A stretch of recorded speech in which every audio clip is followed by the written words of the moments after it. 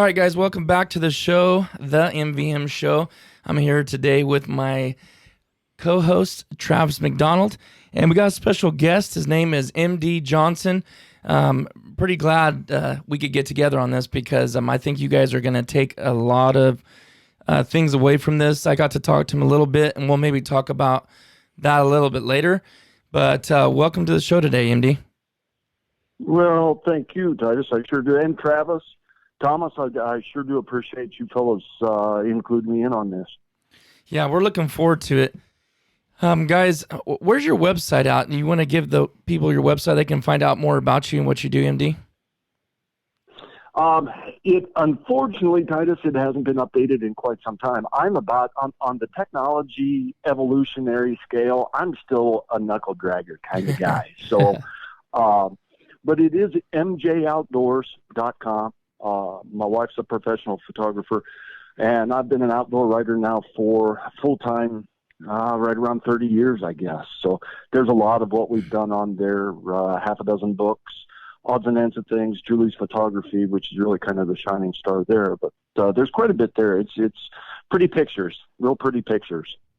Yeah, I've seen her work. She does a really good job. And, so like you said, we're not worried about that. The information's out there. We're not worried that it's all updated and fancy because in all reality, that's not really what matters. It's the experiences that you've had that we're looking forward to hearing from and seeing. So this being the season 4 turkey season, and we've been out, it's been open for what, I guess a little over a week now for us, Travis, here in California. Yeah, with the junior hunt starting the week before, and then opening day was last, I believe it's Saturday. It's going into the second week, right? Yeah. Second week.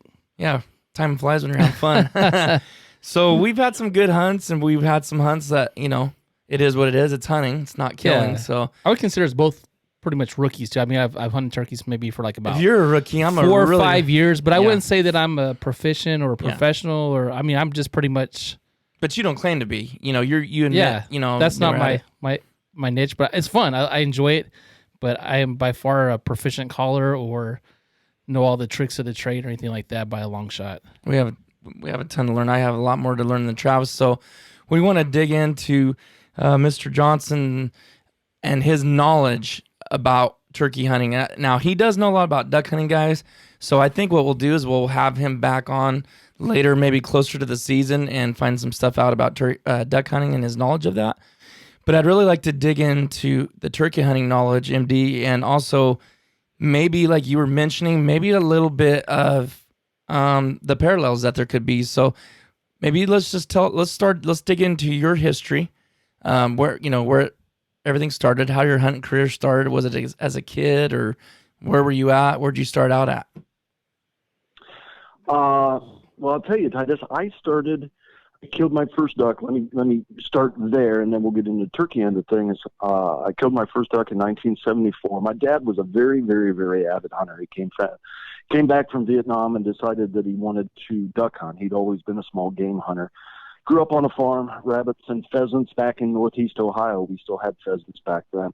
And so he was an avid upland game hunter. We didn't have any geese. We didn't have any deer at that point in Ohio, or very, very few. I mean, it was one of those where, really, this isn't a made-up story, but if somebody killed a deer or even saw a deer back in Northeast Ohio back, when Dad came back from Vietnam in 66, that made the newspapers. But so Dad was a very avid outdoorsman, hunting and fishing.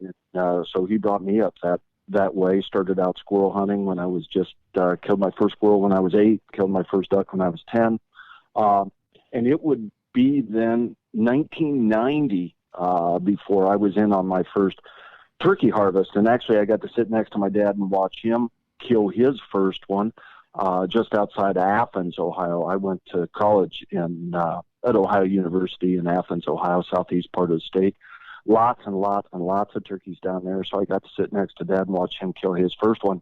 And I'll tell you, fellas, Dad and I, we wore everything wrong. We did everything wrong. This was just one of those very obliging gobblers that wanted to, he wanted to ride in the back of the truck. I reckon. So, I like those kind. Yeah, absolutely. I'll take those, Titus, every day. But we were wearing homemade gloves. My aunt was a wonderful seamstress, and she made gloves and head nets. And, the old man had on he had on his canvas upland game hunting pants, his brush pants, and a brown duck canvas jacket. I mean, camouflage. We just didn't know anything.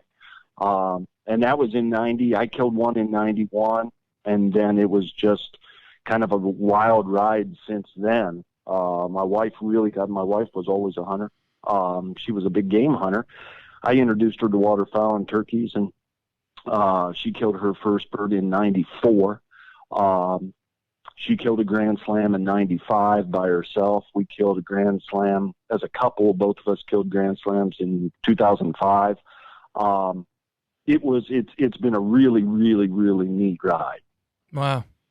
That's a lot going on in that amount of time, for sure. So how'd you find a girl like that? It's not very often you see a woman out there that likes to do all that stuff. So I'm sure that's why you snagged her up. Well, actually, I just, a blind squirrel finding an acorn. You know how that goes, Saul. I just got real, real lucky. Her mom hunted and fished. Her dad hunted and fished. Her stepdad hunted and fished. And so, she's got 3 grown boys now, and they're all men. They all hunt and fish. So she's always been in the outdoors. She grew up hunting elk. She grew up out here in Washington State. She was a native. She grew up hunting elk. She grew up hunting deer, fishing salmon. So she really she had no experience waterfowl hunting. She had no experience turkey hunting, and she took to it like gangbusters. She's a great duck hunter. And as far as a turkey hunter, she'll kill birds. Honestly, fellas, she'll kill birds that I won't, because she has a lot more patience than I do. And I'll tell you, the little girl can flat shoot.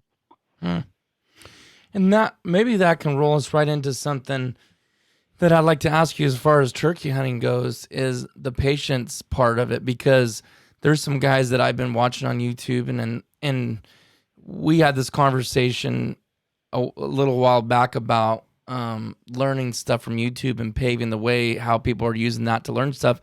And if they're doing the right thing, there's nothing wrong with it. So these guys are highly respected. I know Travis watches them, but I was watching them, and there was a couple times that I would have squeezed the trigger, or at least would have maybe jumped the gun on something, and they waited, and it almost gave me anxiety.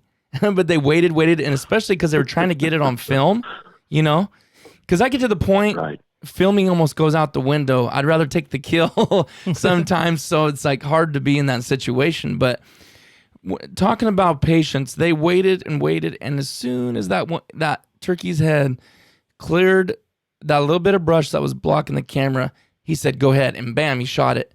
So I thought to myself, I wonder, it's like, how do you know when to be patient, sit there and wait for 2, 3, 4 hours, and how do you know when to make a move? Where does that patience come in at? Well, Titus, here's what I told folks. Julie and I did seminars at sportsman shows out here in the Pacific Northwest for a better part of 20 years. And when I moved out to Washington in 93, turkey hunting was brand new. The guys who turkey hunted out here in Washington, for instance, 99% of them they were Midwesterners. So the guys didn't have anything really to go on. I mean, I could use elk hunting as an example, and a good example, but in a roundabout way, to answer your question, one of the biggest things that I told them was, as long as the mistakes you make in the spring turkey woods have nothing to do with ethical behavior, you never forget that you represent all of us hunters. You represent all of us. And gun safety, first and foremost, gun safety. As long as your mistakes don't cover any of those bases, make them. I mean, just make them. That's how you're going to learn. You're going to move too soon. You're not going to move soon enough. You're going to, you're going to think that 55 yards is 35 yards. You're going to call when you should be quiet. You're going to be quiet when you should call. You're going to make mistakes. That's how you learn. One of the neatest things, Titus, that we did in 97, we moved to Iowa. We spent 18 years in the state of Iowa, and we were exposed to more wild turkeys than I even thought inhabited the planet. And that's where we learned to be good turkey hunters, because if we screwed up the first one, there was another one right around the corner most days. So as far as patience is concerned, that's one of the biggest things you can have when it comes to turkey hunting. But you'll make the mistakes. You'll move when you shouldn't. You'll sit still when you should move. Guys will ask, well, I'm pointing at 10 o'clock and the bird comes in at 2 o'clock. And when do I move? How do I move? I can't tell you that. You're going to have to do that. You're going to have to screw it up. And then you're going to have to go back and go, oh, I shouldn't have done that. Here's maybe what I should have done. Yeah. So it's just like duck hunt, I called it their face instead of on the corners. I set too many decoys. I set too few. I set with the wind wrong. I didn't camouflage myself as I should. A lot of parallels there. I mean, these aren't. Thank goodness I have never killed a gobbler on his way to a Mensa meeting, because if they were that small, I would never. If turkeys could smell, I would never kill one. But so that's a long answer to a very, very long question, I guess, Titus. Yeah. One of the things I've noticed, MD, is I haven't hunted, this is Travis, haven't hunted too long, and what most people are just starting out, I tell them, is a turkey's eyesight is so incredible. A slight movement, and I mean, I've seen those birds just, they'll putt, they're gone. And I try to explain that to people, like, you're saying when to move, when not to move. A turkey's eyeballs. I talked to a gentleman that I've known for quite a while. He's hunted all over the world. Turkeys, I don't know how many birds he's killed. I would say in excess of thousands. But he said he thinks that a turkey can see you blink at 100 yards, no problem. Well, they say and I'm not exactly sure, Travis, who they are. Yeah. But they say that a turkey's eyesight is akin to 10-power binoculars. Really? Wow. So, I mean, I've seen turkeys do things. I watched a boy the size of an NFL linebacker, and my wife's right here, and she can attest to this. I watched a boy the size of an NFL linebacker use a T-post, just a T-post, as a backrest, call the bird up in an open pasture field to within, I don't know, 18 steps, 20 steps, with nothing between him and the bird but air, and killed him. And I'm thinking, when he did that, I'm thinking, what is this kid doing? But, and Julie's smiling here, she said, the boy knew when to move, when not to move. He was head to toe camouflage. So their eyesight's incredible. What people need to understand, Travis, is that turkeys are afraid of everything. They're not going to do the deer thing where they look at you and they stare. Yeah. They're just going to run away. And then 30 minutes later, they're going to go, wow, I'm sure glad I ran away. Don't know what that was, but I'm glad I ran away. The biggest thing, though, fellows, is their hearing. I have never been able to emphasize enough to a new turkey hunter how acute a turkey's sense of hearing is. And to this day, it amazes me. When you call and he gobbles, he's heard you. He doesn't have an area the size of a football field where he's kind of guessing where you are.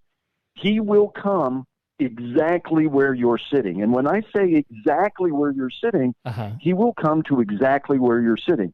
If you guys haven't done it already, you will do this, guaranteed. You'll call, a bird will gobble. He'll gobble, he'll gobble, he'll gobble, he'll be hung up, he'll shut up. And you'll go, okay, he saw me, something happened, another guy came in, the aliens, something. Okay, you'll get up and move.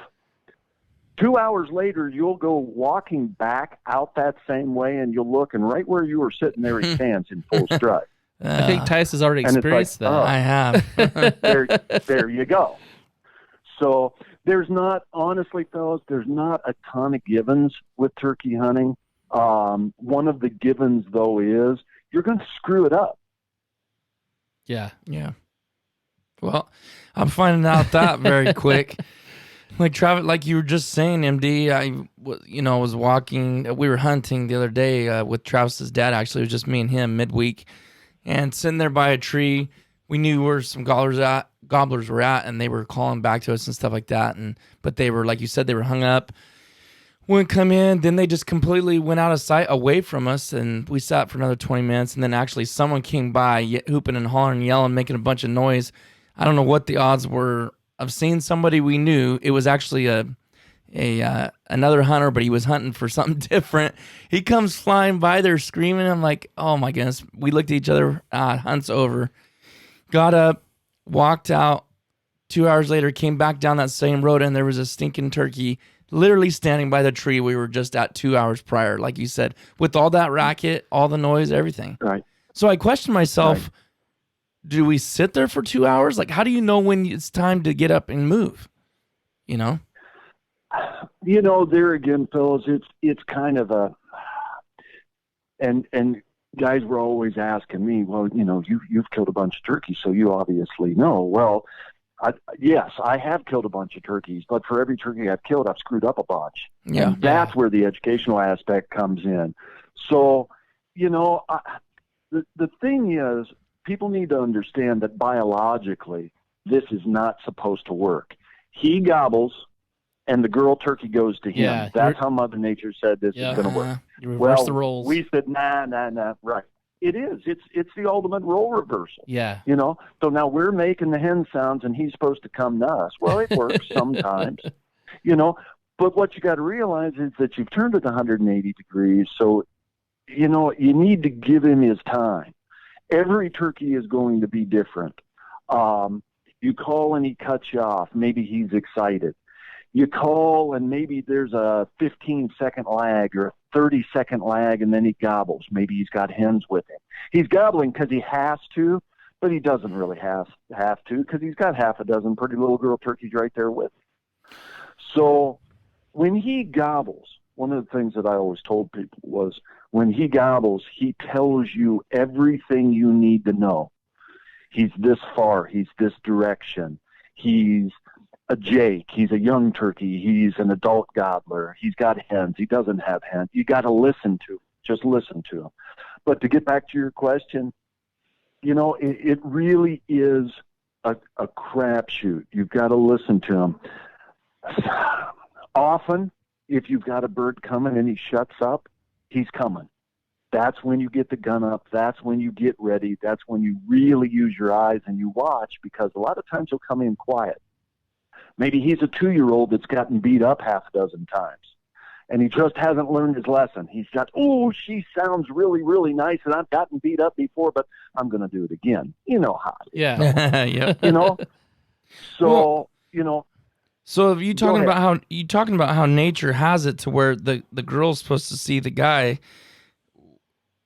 I've seen guys do that approach where they're calling it and locating and then going in. Is that wrong, or is that a method as well? You mean locating with a hen sound? Yeah, like, okay, they're calling, the turkey gobbles, they run towards him, like say if he's 300-400 yards away and there's a lot of brush and they can stay covered. Is that a wrong approach? Because that's my nature. Here's something, I want to move in towards it if I have a way to get there. And is that a total wrong approach, or is that one method to do it? No, that can, honestly, Titus, that can be a very, very effective method. Understand that when you make a turkey sound, okay, and he gobbles, the game has started. You don't have 5 minutes. You don't have a minute. It's game on right now, okay, because you've just said, I'm ready for you to come here. Okay, now maybe he's 150 yards away when you yelp. He gobbles. Okay, you've got plenty of time to sit down or go 30 yards, find yourself a seat, and he's obliging, and he just stands there, and you get set up, and then you start calling, and he comes in to 30 yards, and you shoot him. That's a utopian scenario. Now, it may happen where you call, you yelp, and he gobbles, and you think, ooh, he's 150 yards away. It's kind of brushy here. I don't have a place to sit. I'm going to walk around the corner of this road and sit down right there. Well, what you don't realize is that he's thinking, ooh, boy, she sounds pretty, and he's flat running. So now you go 30 yards, he goes 50 yards, and you come around the corner, and there he stands, and he goes, ooh, she's really ugly. And he runs away. You know. Hey, what are you trying to say, MD? I don't look good? No. Grow the beard back. Grow the beard back. I know, man. I'm just sick of looking at this double chin. Maybe if I grew that beard back, I don't know. But then he starts thinking I was maybe another Tom or something. You never know. Yeah. You know, and that's a subject too. I prefer to locate birds using a non-turkey sound. Crow call, owl hooter, elk bugle, speckle belly call is really, really good. A wood duck call can be really, really good. Something natural, something high pitched. Can I cut in there and ask you a question, MD, on that? Does it have to be, because you're naming off a lot of things, a place we've been hunting, there's honkers around, and as soon as the honkers start going off, the geese start gobbling. So my question is, should you only use a locator call that's subjective to the area you're in that they hear naturally, or can you just go ahead and use anything and it won't affect anything? I would use any natural sound. Pileated woodpecker, even if they're not there, Titus, I would still use. I would use a Canada goose call. I would use a speckle belly call. I would use a wood duck call. Something that's loud. One of the best locator calls I've ever heard, was a loon. Somebody had a loon up in the upper Midwest. They had a call that would reproduce that real loud cry of a loon, and turkeys ate it up. Peacocks, several years ago, 15 years ago, a peacock scream was the deal. I mean, they sold tens of thousands of peacock calls. And I mean, I heard it. Turkeys responded to it. I mean, but I've heard turkeys gobble a lot of stuff, slamming car door. They don't like rap music. They will not gobble at rap music. You know, but one of the best, honestly, fellas, one of the most efficient locator calls I've ever heard in my life was, have you ever seen those whistles that kids have? They're a long thing, and you spin them, and the faster you spin them, it starts out low-pitched, and then it's almost like a fire siren, or an air raid siren is what it sounds like. Oh, I think I know what you're talking about. I could not believe how turkeys gobbled at that. Now, once you get over the fact that you look like a real idiot out there swinging this thing around, it doesn't matter. Yeah. You know? But, so, honestly, guys, whatever you use, you know, one of your duck calls, one of your goose calls, an elk bugle, pileated woodpecker, something natural, even if it's not there, I would use something other than a turkey sound. That way you're not starting the game until you're ready to start the game. That makes so much sense, though. I wonder if we do that. That's my natural tendency. We want to hit that call and run out there and deal with it. But if you're doing a locator call, then he don't even have in his mind there's a girl out there, moving to where you want, right, and then start the game is exactly what you're saying, right? Right. And you can keep track of him. Say you owl hoot, or you elk bugle, or you coyote howl. Coyote howl is good. It's loud and it's real high pitched and it goes a long, long, long ways. You coyote howl, and he gobbles, and he's a couple hundred yards. Well, then maybe you switch to a crow call or a pileated woodpecker or something else, and you know you can keep track of him as you move, but you're never starting the game. Okay, now I'm at 150 yards. Now I better sit down and see what, you know, and when it comes to setting down, when it comes to setting up, Titus, I'll say this, and I'm probably getting ahead of you. I mean, you're probably going to get on this. If when you sit down to start the game, okay, you're within 150 yards or 200 yards of this bird, you found a great spot to sit. I'm going to sit down here. I've got my head net up, my gloves on, my gun's ready, everything's ready to go. If when you sit down, if when your hind end hits the ground, your first thought is, ooh, this place really stinks. I can't see. This is in the way, blah, blah, blah. get up and move. Hmm. You need to get up and move, or else he's going to come in within 50 yards. He's too far to shoot at, in my opinion, and something is going to screw you up. So that's one of those givens, of which there are very few. If when you sit down at your first setup, and the moment your butt hits the ground, you think, oh, this isn't right. It's not. So do something different. That's a great tip. All right. So my question is seems like the areas that we hunt, there's a lot of pressure, a lot of calling, and it's not so hard to get a bird to respond and gobble to us. But it seems like with my limited experience, sometimes I think when I call, he's just gobbling out of like almost like a shot gobble or a response, but not that he's gonna come to me. It's almost like I get the sense of feeling that he's not coming, and a lot of times they'll hang up, and I guess it's just not have hunted them enough or enough experiences to know what to do in that scenario. Well, and a lot of times, Travis, here's the thing, and on public ground, although if you have a piece of private ground where you've got a handful of guys or gals, hunters who are hunting it, human beings are very, very, very predictable.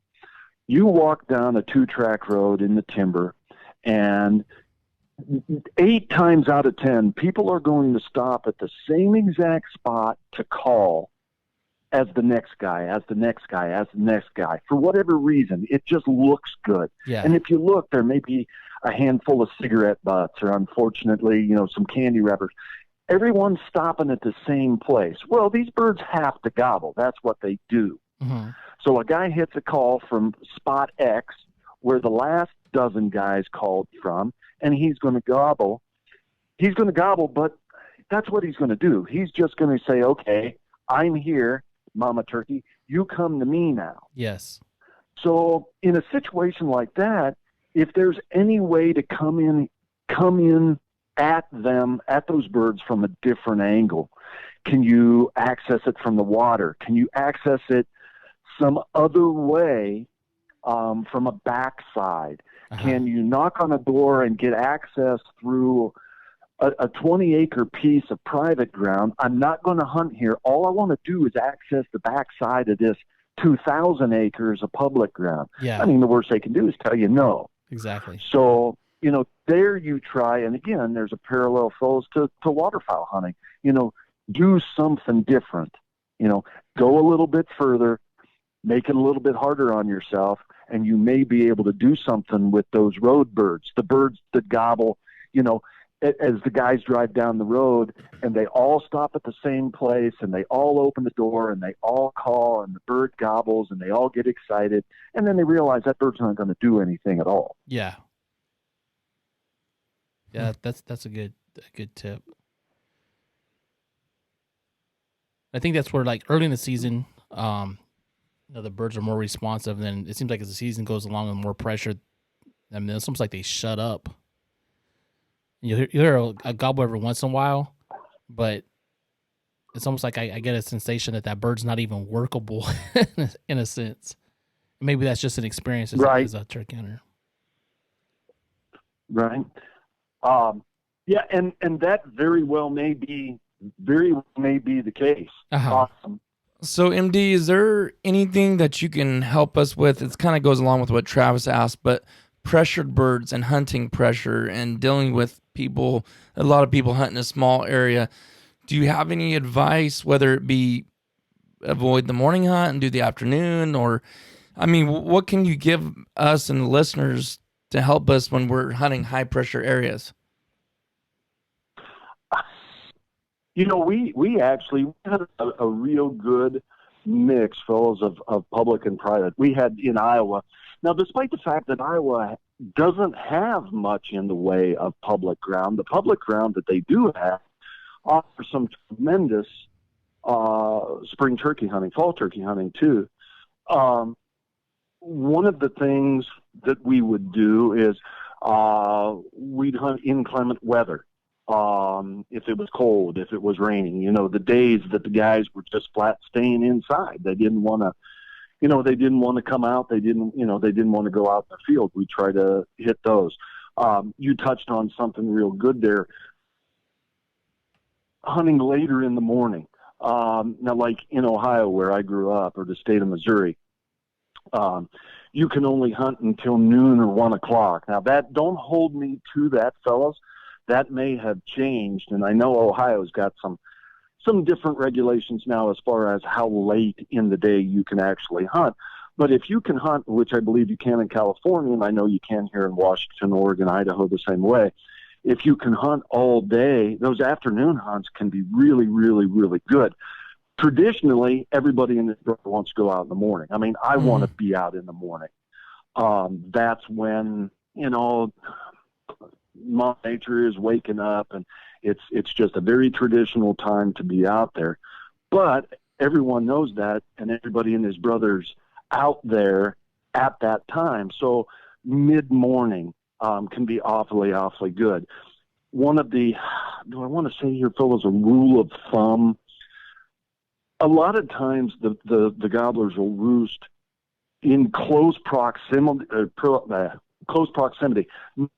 not necessarily with the hens, but close enough to where they can see them, that they can,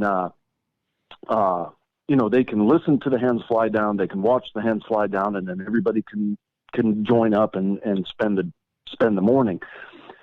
A lot of times, and especially as the season progresses, what's going to happen is those hens, and here's where biology comes in, and the knowledge of turkey biology comes into play, especially in the later in the season, as the season progresses and those hens are going to nest, or they lay 1 egg a day. So they will go off sometime during the course of the morning, and the gobbler, who at first light had half a dozen hens with him, now has one. Now at 11 o'clock, he has none. And now he's had no hens with him for 5 minutes. Well, in gobbler time, 5 minutes without a girl, that's like 47 years, And so those later morning, I love to hunt late in the morning, 9 o'clock, 10 o'clock, noon, afternoon, where you can go in, where you've got a place where high turkey activity, high turkey traffic. There's birds in the area. You go in with a little portable blind, not a pop-up blind, but just something like Hunter Specialties has one, to throw a name out. Several manufacturers have blinds that just fold up and you can put in your vest. You stretch out in front of you. And I mean, I would honestly, fellas, I'd take a book, I'd take a Gatorade, I'd take a peanut butter and jelly sandwich, and I'd sit there and I'd plan on spending 2 hours, 3 hours, 4 hours reading the book and eating my peanut butter and jelly sandwich and taking a nap behind the decoy. And every 15 minutes, 20 minutes, I'd do a little clucking, I'd do a little bit of purring, and I'd really listen, because a lot of times those public land birds, a lot of times those pressure birds will come in quiet. They want to do what it is they want to do, but they've seen enough activity. They've been bumped a handful of times. Maybe they've been shot at a couple of times, and they still want that girl. She still sounds real nice, but the last time, I got shot at. So, yeah, late in the morning, all afternoon. I'll be honest with you, fellas. I was never real big on until dark hunts. And you can ask me why, fellas, and I don't know. I mean, I just, as it started to get darker, I thought, this turkey he's beat me today. Let him go to roost, and we'll start it tomorrow morning or tomorrow morning. So, but that's just me. I mean, there's a lot of turkeys killed on the way to the roost. So, it's a real game of improvise and adjust. Mm-hmm. Okay. Let me ask you this. How important is a decoy in the spring?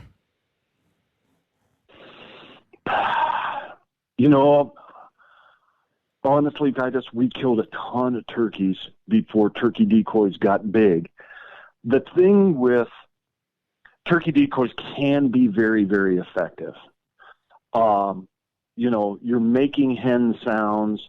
You're creating an illusion. I always told people you're creating an illusion. So you have this audio illusion that is the calling you're doing. Well, now he can see something. Now he hears a hen, he sees a hen. Well, okay, I'm going to break and I'm going to come those last 20 steps or 40 steps and then meet my demise. They can be very, very effective. However, I believe, and this is me, but I believe they're very, very situational. I have watched adult gobblers that I would, and Julie was sitting right, my wife was sitting right next to me when we saw this. I've watched adult gobblers gobble and gobble and gobble and gobble, come out in the open, look at a single hen decoy, slick down, and their body posture was such that I am afraid, and they'd leave. Well, what happened there was they looked at that hen, they thought, ooh, the last time I went over by a girl turkey, I got beat up terribly bad, and I'm just going to leave before I get beat up again. Full strut decoys, same thing. They can be very, very effective. Half strut Jake decoys can be very, very, very effective if you find the right gobbler. That's the problem. Do you know the gobbler that you're hunting? In Iowa, it was nice because we could hunt the same farm time after time after time, and I'd get to know these birds. I'd get to know them. There are three, right? But with tom decoys, whether it's a Jake, a half strut Jake, a full strut decoy, are you creating an illusion that's going to be frightening to a bird that you'd be very, very happy to shoot at, but just scared him away because he steps in the open, he looks and goes, ooh, yeah, I'm not doing that. And he just wanders away. So, it's kind of are you taking a chance? I would say if there was one answer, Titus, I would say pack a decoy, pack a hen decoy, and then maybe leave it in your vest 75% of the time. Make him hunt you. Okay. He knows the sounds. I mean, he knows you sound good, but make him hunt you. Yeah. That makes total sense.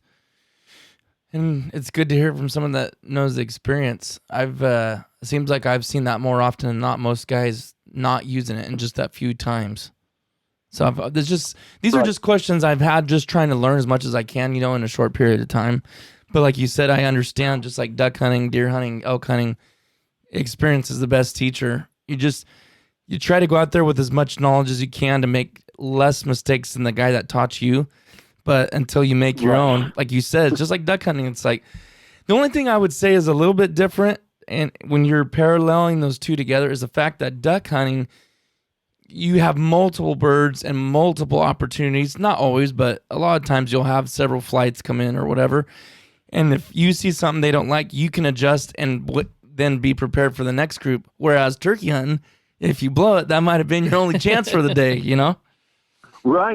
Right. Well, and it can be, I think with duck hunting, fellows, it may be a little bit easier if a bunch of birds come in and they flare. Something isn't right. It may be a little bit easier to figure out, to analyze that situation and say, okay, the sun's wrong, the wind's wrong, my decoys, my propeller beanie is askew. Something you can tell is not right. With a turkey, I can't, and Julie just walked back in and she'll attest to this, you'll call a bird into 50 yards and you're just waiting, and everything is right with the world, and the next thing you know, he putts and he putts and he putts and he runs away, and I look at her and I'm like, what did I do?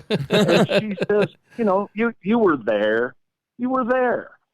So, turkey hunting can be a little bit more difficult to figure out what you've done wrong, and then when you finally drop the hammer on one, it's like, okay, what did I do right here? The learning curve, fellas, is big. I mean, it's taken a lot of time and a lot of places and a lot of people helping me and a lot of mistakes.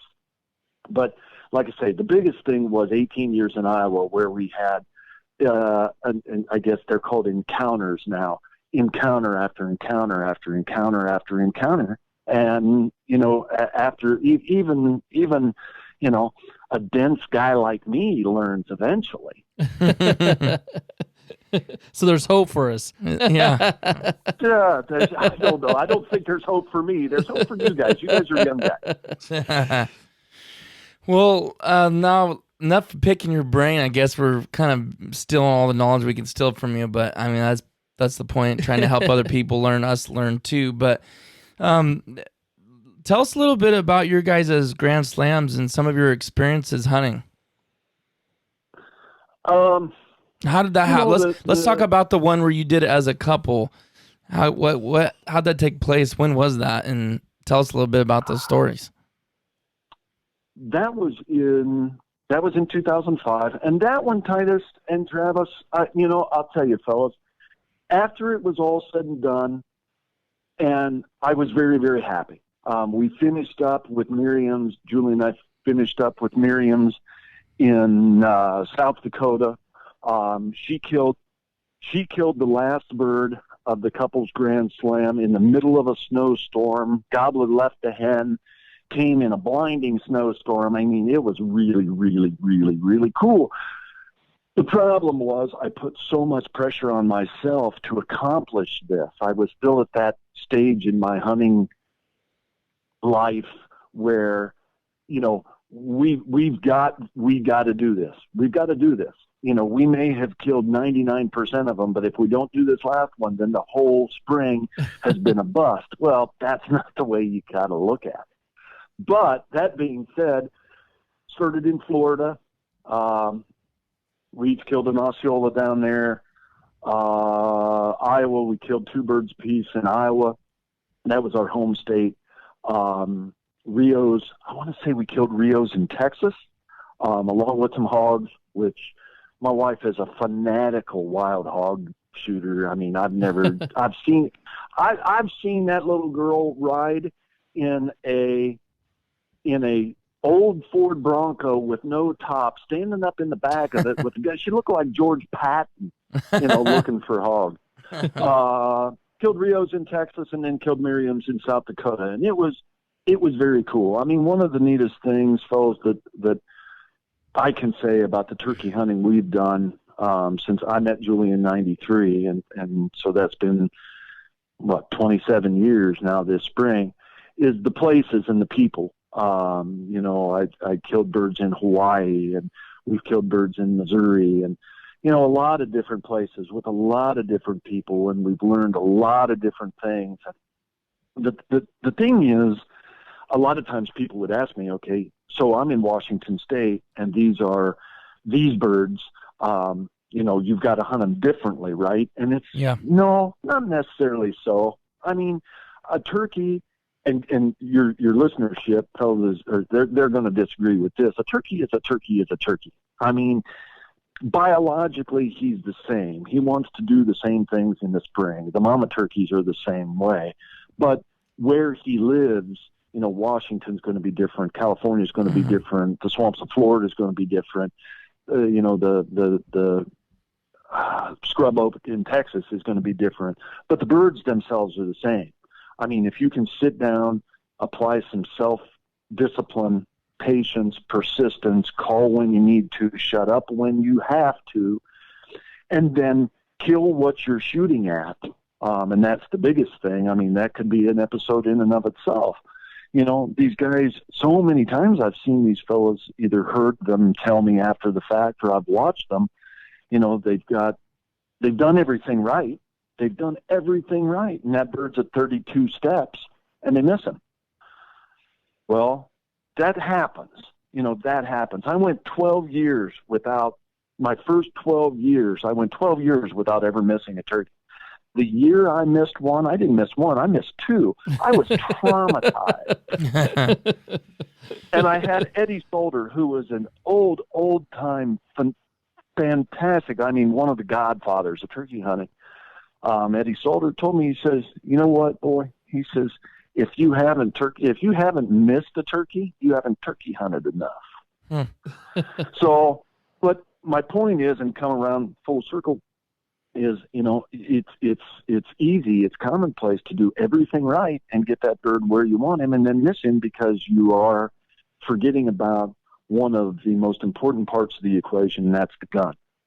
What it is you're shooting, the ammunition that you're shooting, and the practice. I mean, you guys practice. You shoot in the off season for your waterfowl hunting.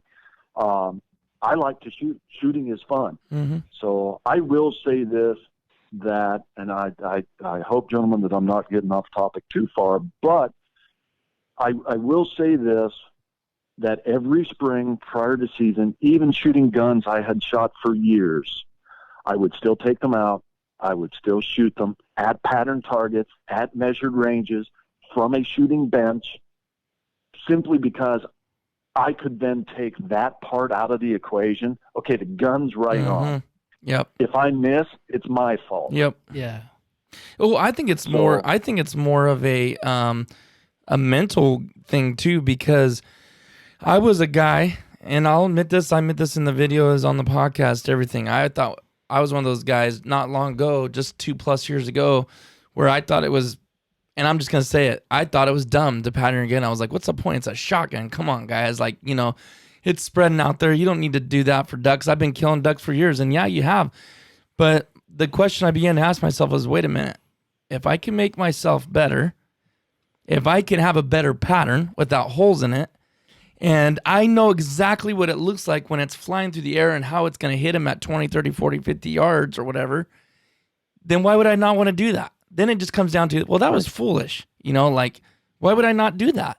Like you said, and so not only that, but what your pattern looks like when it's flying towards that bird, and to know that mentally, you're, like you said, you're not second guessing like, man, was that a blank, or was there holes all in that pattern? No, now and so that was, and I think instantly my shooting got a whole lot better, even though I'd been hunting for a long time. It got better quick in those last 2 years, I feel like, because of that. Well, and the word, you use the word, Titus, you use the word confidence, and that's one of the biggest things.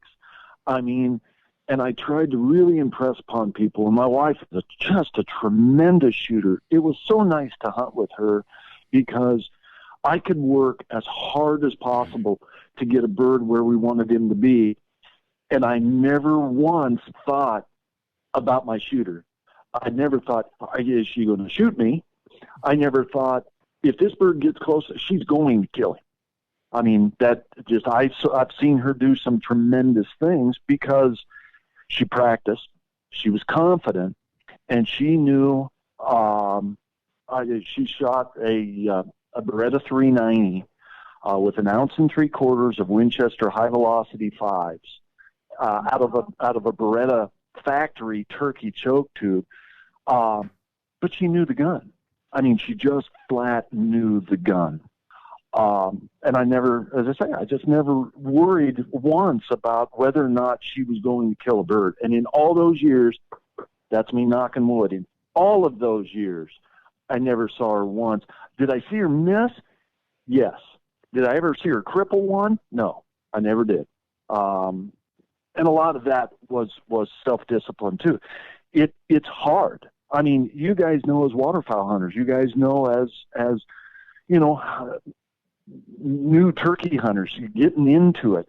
It's tough to work a group of mallards around and around and around and around and not, well, they're leaving. Do we do it at 50? It's hard to put that much effort into something and then not have it come to fruition. Well, that's where the discipline comes into play. Yep. So, I applaud you, Titus. I would say probably 75% of the waterfowl hunters out there, and I'm not picking on duck hunters, I'm really not, but I'm going to say 75% of them, if not more, do not pattern their guns. They buy some of the latest, greatest, whatever the ammunition du jour is for the year, thinking that it's going to work magically, and maybe it does, and maybe it doesn't. But what they don't have, I don't think, is what the turkey hunter who doesn't pattern his or her shotgun religiously is that confidence factor. I mean, you know it firsthand. You saw it. Yeah. And some ammo that I thought, like you said, was going to be the magic trick really didn't look that good on paper at all, and had big holes in it. Right.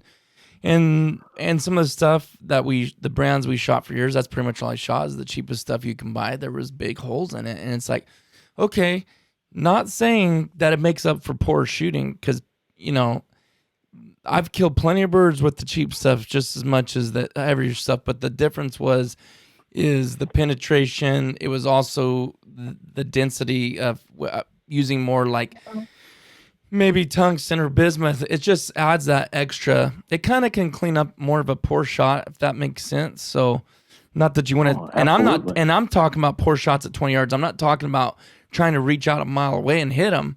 I'm talking about, we all make poor shots, and always a tendency for most hunters, I believe, is either shoot over top the bird or too far back. People are going to always usually miss behind, but yeah, turkey hunting's a different. I could see shooting my first turkey, whatever it was last week.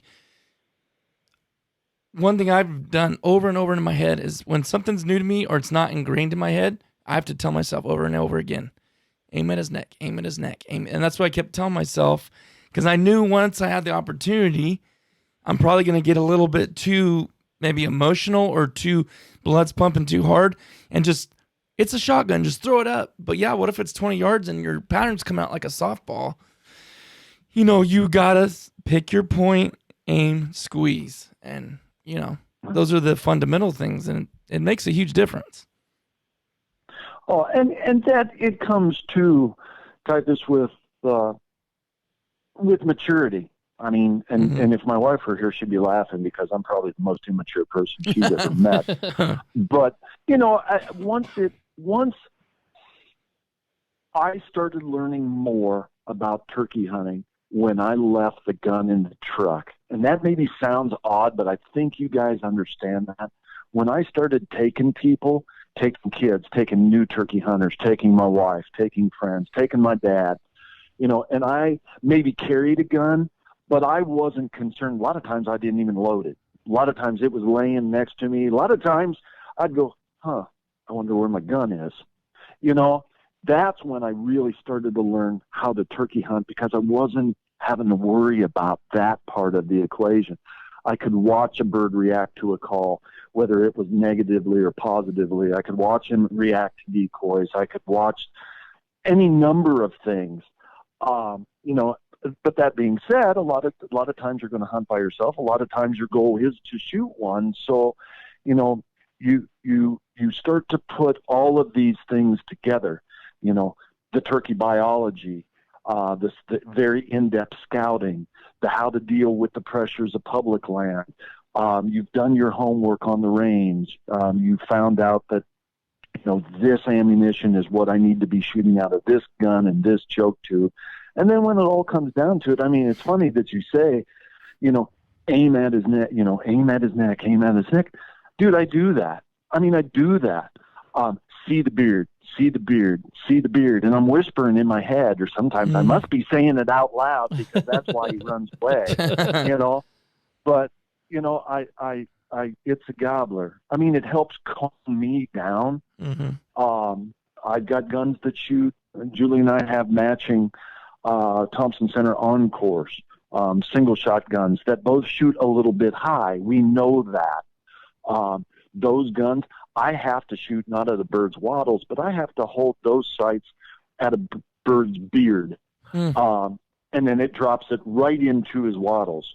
So there's just a lot of factors. But you guys, I think you'll change as you get more and more into this. You'll never calm down. It'll never make you not want to pee your pants.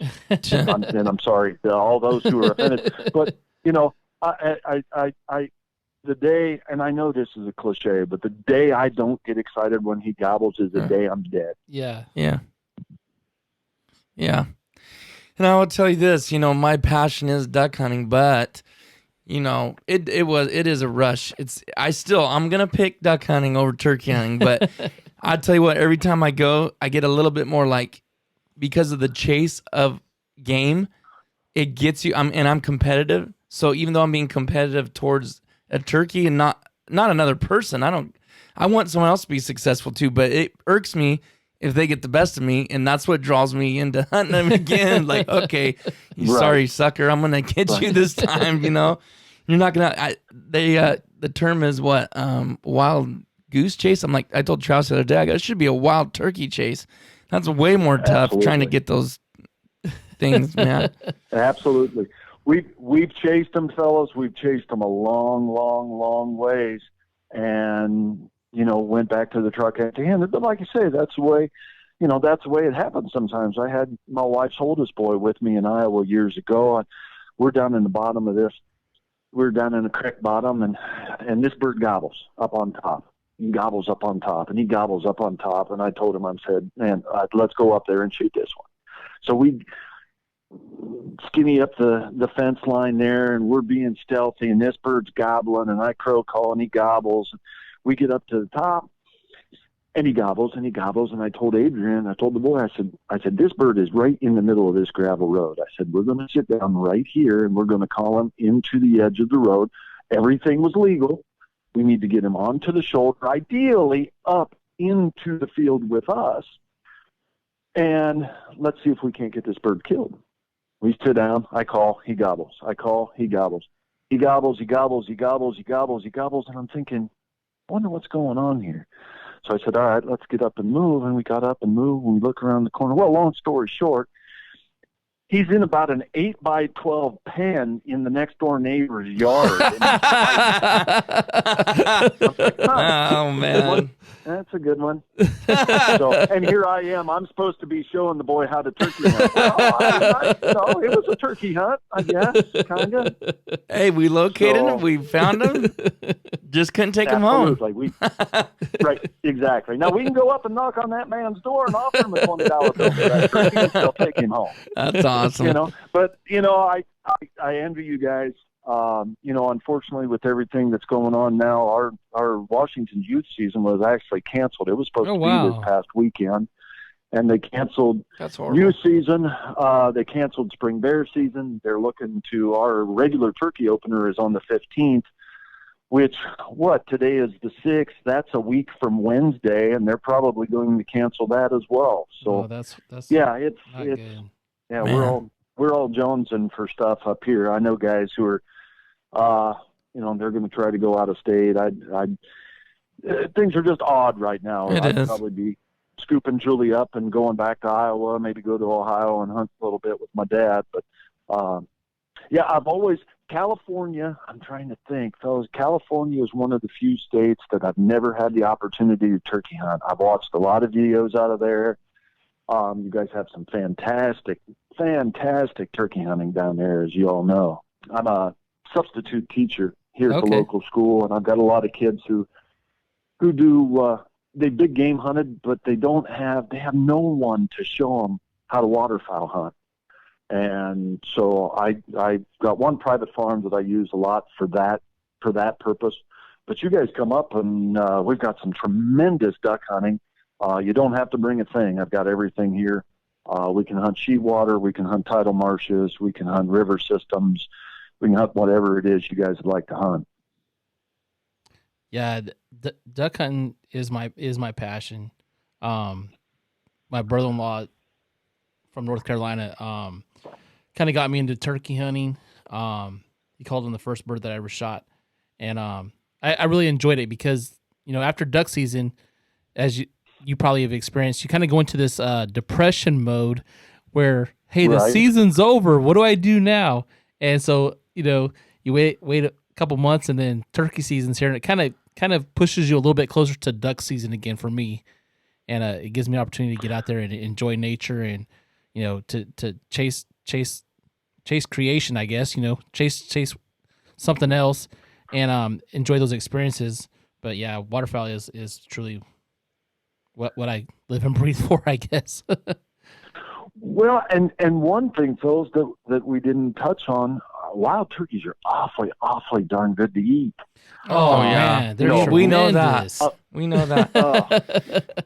And a lot of people who don't know. We're recording again, so let me try to phrase this where I can cut this back into the podcast. So, MD, we'll probably wrap it up here. I know you said you had a certain amount of time, so maybe we'll wrap it up here in the next 5 minutes. But what's your favorite way to cook turkey? Because I tell you what, I was very, very impressed. The first time I had wild turkey, I obviously had turkey a lot from the store and all that good stuff, but wild turkey, Travis and Tamara had us over a while back, and they cooked it, and it was incredible. It was Parmesan crusted turkey, and it was incredible, and they tenderized it and all that stuff. So I shot my turkey, and like 5 days later, we had it all over again, and I cooked it for them and used their recipe. But how do you like to prepare it? Fellas, the simpler the better. I do absolutely keep the legs and thighs. They're dark meat. Julie has one of those. We've got one of those Instapots, and those Instapots are fantastic for pressure cooking the legs and thighs and making soup. She makes a lot of soups. The breast meat. We had a couple come up from Texas and hunt with us there in Iowa years ago, and John and Michael Bagley. Mikal. Never met a gal named Michael before, but just a wonderful couple. Anyway, they showed us a turkey recipe that was fantastic. They took the breast, the one half. Actually, they did both halves, but they cut it into strips like you do chicken strips. And then, how was it? He took regular yellow mustard, just regular traditional yellow mustard, and started adding cayenne pepper into it and stirring it until it turned orange.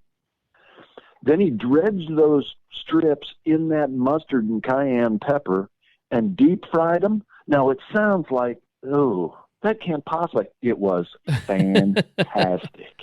Really? There was no coating on it. It was just straight. Nope. Really? And you mustard. Did it suck to it when you threw it in the deep fryer?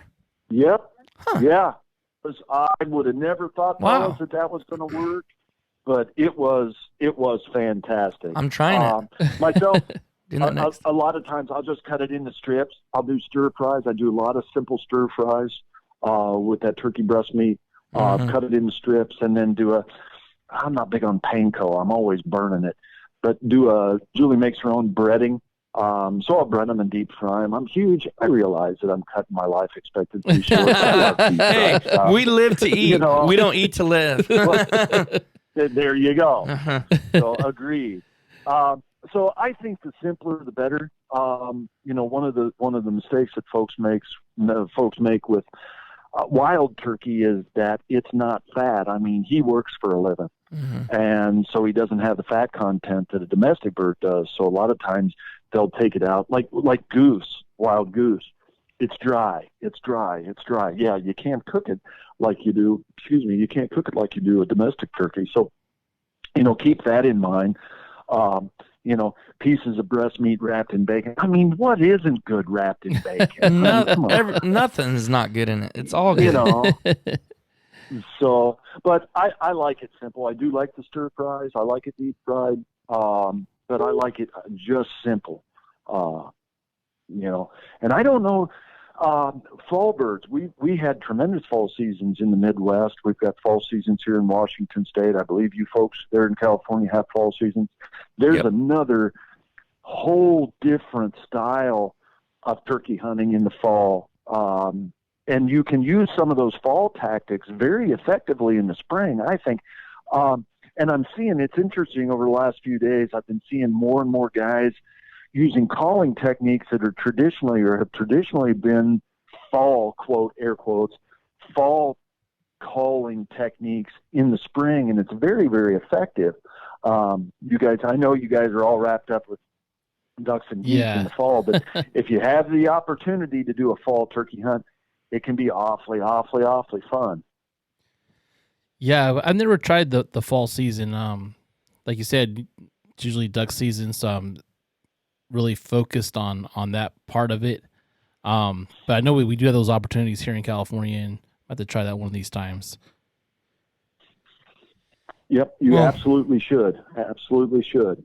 That's the thing is, like you said, we're so wrapped up in it. It's like, don't want to take the time to go out and do it. But Well, before we close this and end this episode, MD, it's been a pleasure speaking to you and hearing your knowledge. And we haven't even scratched the surface. I know it's really hard to get information in such a short period of time. So you're definitely gonna have to come on multiple more times for turkey and for waterfowl and all that good stuff. And hopefully we can even link up with you. That'd be great. Make some videos, do some more podcasts.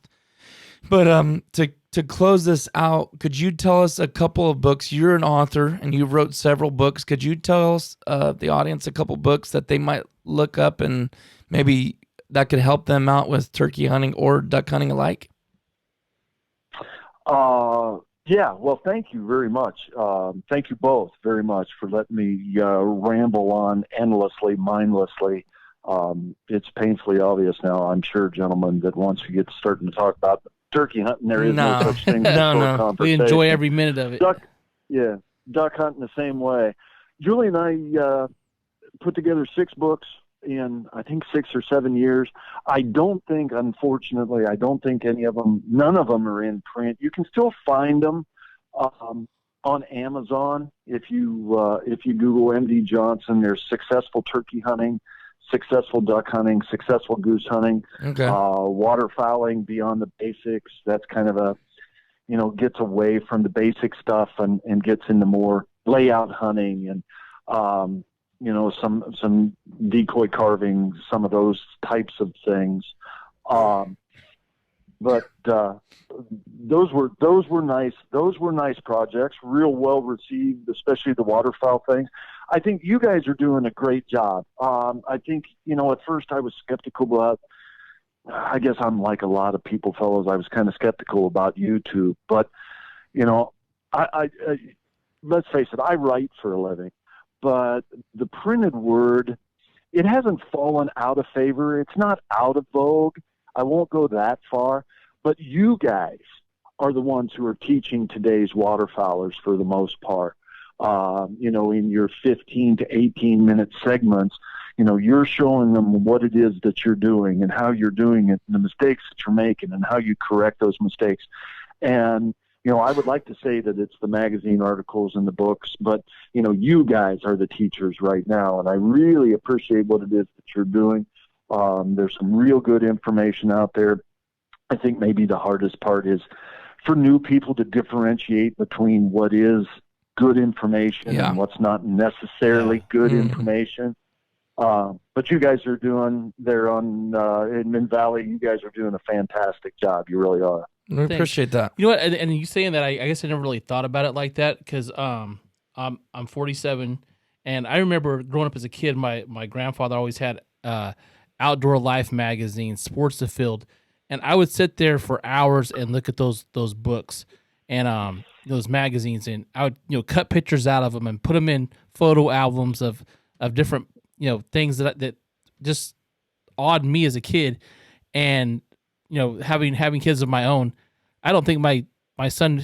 Well, we get a couple of magazine subscriptions for like Ducks Unlimited and Delta Waterfowl, and he'll look at them, but nothing compared to what the time that I would spend pouring over those books as a kid. But we didn't have what we have now with the social media and YouTube, and I find myself now, I spend more time watching YouTube videos than I do actually looking at magazines. I still enjoy the magazines, but I don't know. I guess it just brings it to life for me a little bit more looking at it, a moving picture versus books. But I have appreciation for both and for for writing, and I love getting short stories of waterfowling and things like that, and just reading those things. So, but yeah, what you said totally brings it to life to me, and I guess it puts a greater responsibility on us to preserve what we've been handed from other people, and to treat it in the right way with respect, and to respect the game, to respect the privileges that we have as Americans to get out there in the field and enjoy what we hunt, what we do, knowing that not everybody gets that opportunity, and so it is a platform to use in a positive way to impact the future generations, because that's what we need if we're gonna have this tradition. When I'm in my 80s and 90s and I have grandkids, and I want to preserve that for them. Yeah. Right. Absolutely. Very, very, very well said. Very well said. Yeah. Really good, Travis. All right. Well, again, thank you for coming on. Thank you for the kind words, MD, and nice meeting you. And maybe one of these times we can have you and your wife on together. It sounds like you think a lot about her, and it sounds like she has some cool experiences and knowledge too that we might want to dig into and be a partaker of. But again, guys, check out MJ Johnson. They got a website, mjoutdoors.com. You can check out their website, see a little bit more about them. And he's done a lot of things. And I'm going to keep it on the download for now, but you might see us in the near future in an article that MJ or MD is doing, and looking forward to seeing that. And hopefully you guys are too. Thanks for listening in, and we'll see you guys next time.